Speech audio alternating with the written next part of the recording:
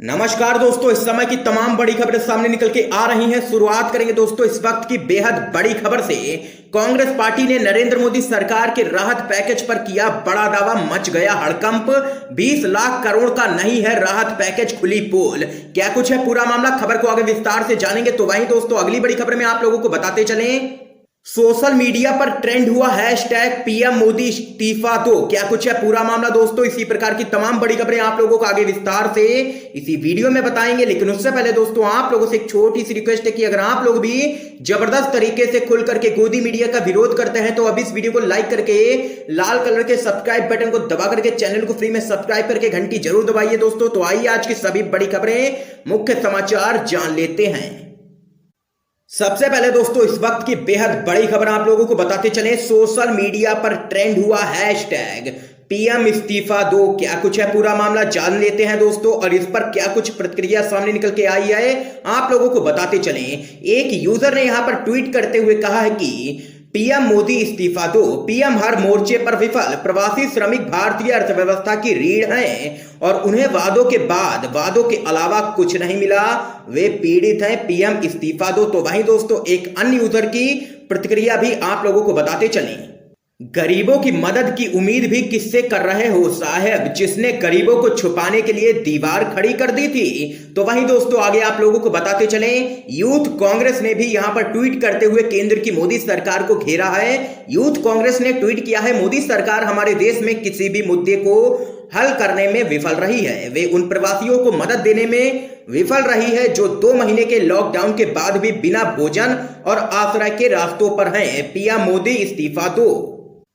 तो वहीं एक अन्य यूजर ने यहां पर ट्वीट करते हुए कहा है कि जब मात्र 6 वर्षों में देश की अर्थव्यवस्था रेलगाड़ी से बैलगाड़ी पर आ गई है तो कहीं अगर 70 साल दिए होते तो ये मानव से तो आदिमानव बना देते।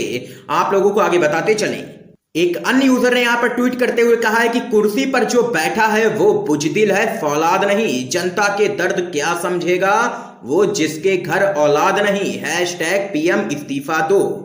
एक अन्य यूजर ने यहां पर ट्वीट करते हुए कहा है कि कश्मीरी पंडितों के पलायन पर आंसू बहाने वाले आखिर मजदूरों के पलायन पर खामोश क्यों हैं।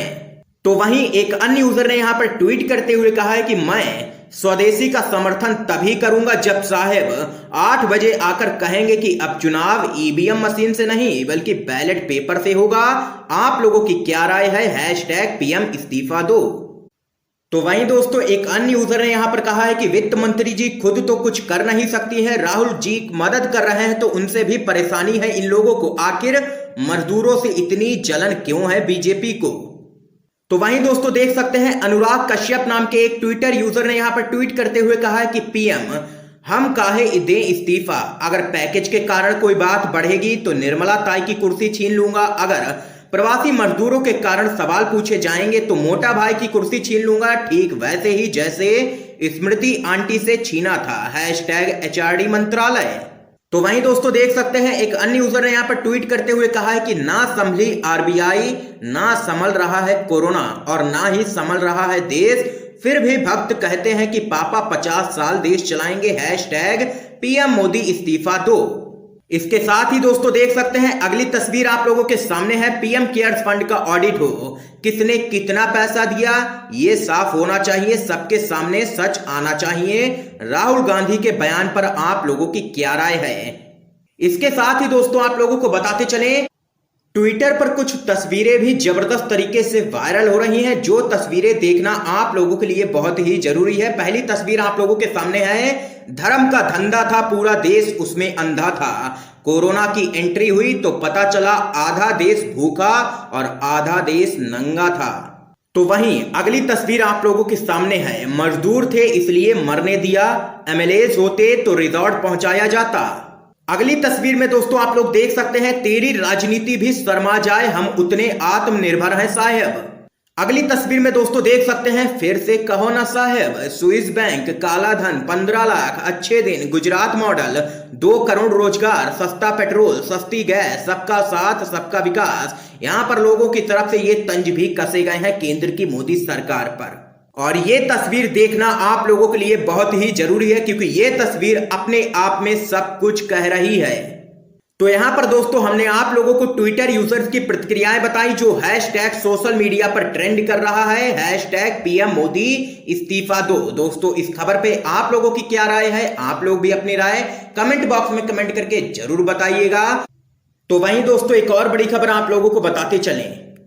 नरेंद्र मोदी सरकार के राहत पैकेज पर कांग्रेस का बड़ा दावा, मचा हड़कंप। 20 लाख करोड़ नहीं मात्र 3.22 लाख करोड़ का है मोदी सरकार का स्पेशल पैकेज। आप लोगों को दोस्तों बताते चले, कांग्रेस के वरिष्ठ नेता आनंद शर्मा ने स्पेशल पैकेज पर वित्त मंत्री निर्मला सीतारमण की आखिरी घोषणा के बाद निराशा जाहिर की है। उन्होंने कहा है कि स्पष्ट हो गया है कि देश को ऐसे खराब आर्थिक हालात से निकालने के लिए केंद्र सरकार के पास कोई भी रोड मैप नहीं है। सरकार इस लोन को प्रोत्साहन पैकेज नहीं कह सकती है। सभी देशों की सरकारों ने अपनी जनता के लिए फौरी राहत देते हुए प्रोत्साहन पैकेज की घोषणा की है। शहरी गरीब लोगों और प्रवासी मजदूरों के लिए सरकार ने अपने पैकेज में कुछ भी नहीं दिया है। कोरोना महामारी से उपजे आर्थिक संकट के बीच पीएम मोदी द्वारा 20 लाख करोड़ रुपए के स्पेशल पैकेज की घोषणा पर पलटवार करते हुए आनंद शर्मा ने कहा है कि पैकेज सिर्फ 3.22 लाख करोड़ रुपए का ही है, जो कि जीडीपी का 1.6% है। 20 लाख करोड़ का पैकेज बिल्कुल भी नहीं है, जैसा कि प्रधानमंत्री नरेंद्र मोदी ने कहा था।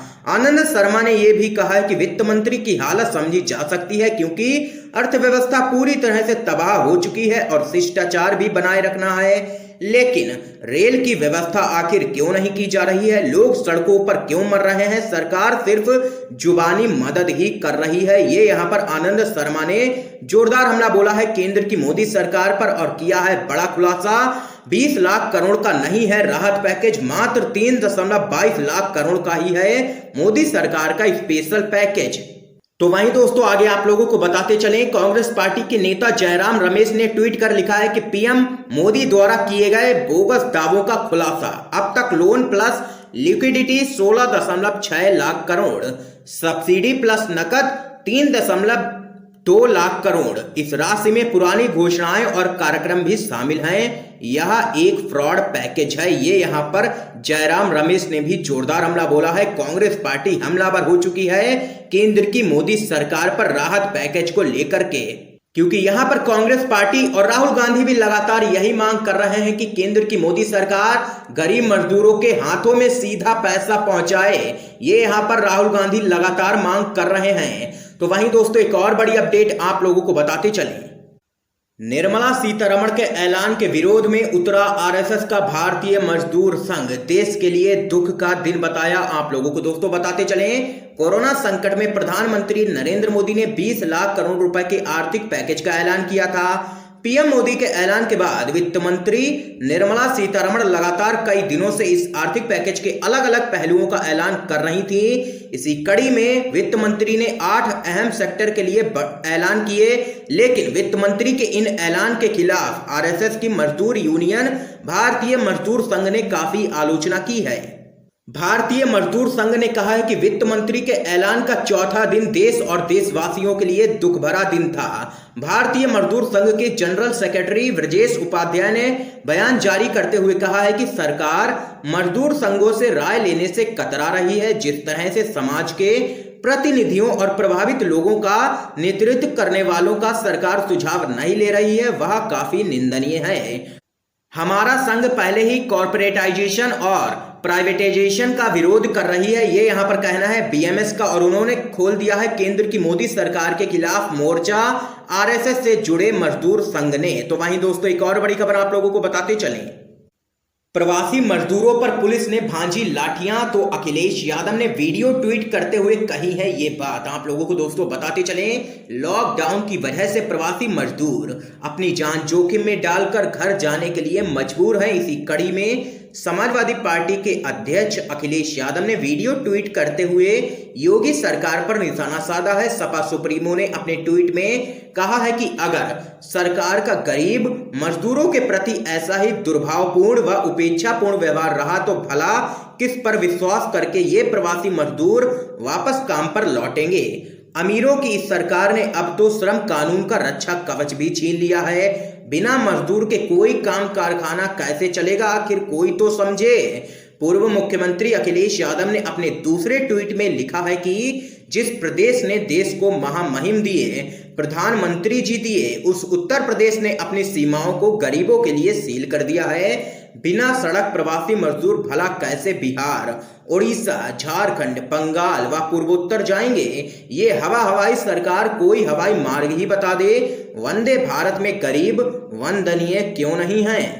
तो यहाँ पर दोस्तों देख सकते हैं, प्रवासी मजदूरों को लेकर के अखिलेश यादव ने केंद्र की मोदी सरकार और उत्तर प्रदेश की योगी सरकार को लिया है आड़े हाथों और कहा है कि ये सिर्फ अमीरों की सरकार है, गरीबों से इस सरकार को कोई भी लेना देना नहीं है।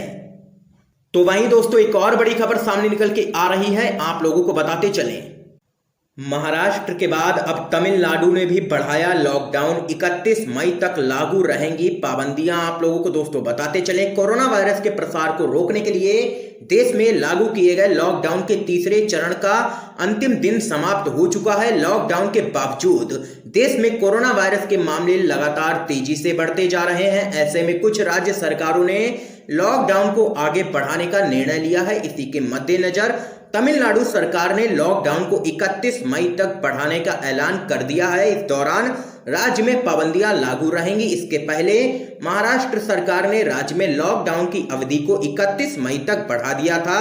राज्य सरकार ने इस बाबत आदेश भी जारी कर दिए हैं। तो यहाँ पर दोस्तों आज की ये तमाम बड़ी खबरें सामने निकल के आई जो हमने आप लोगों के साथ यहाँ पर शेयर की हैं। अगर ये वीडियो पसंद आया हो तो लाइक जरूर कीजिएगा और इस वीडियो को ज्यादा से ज्यादा अपने सभी दोस्तों में शेयर जरूर कीजिए ताकि आप सभी के दोस्त भी इन खबरों को जान सकें और चैनल को सब्सक्राइब करके बेल के आइकन को जरूर दबा दीजिए। दोस्तों आप सभी का बहुत बहुत धन्यवाद दोस्तों।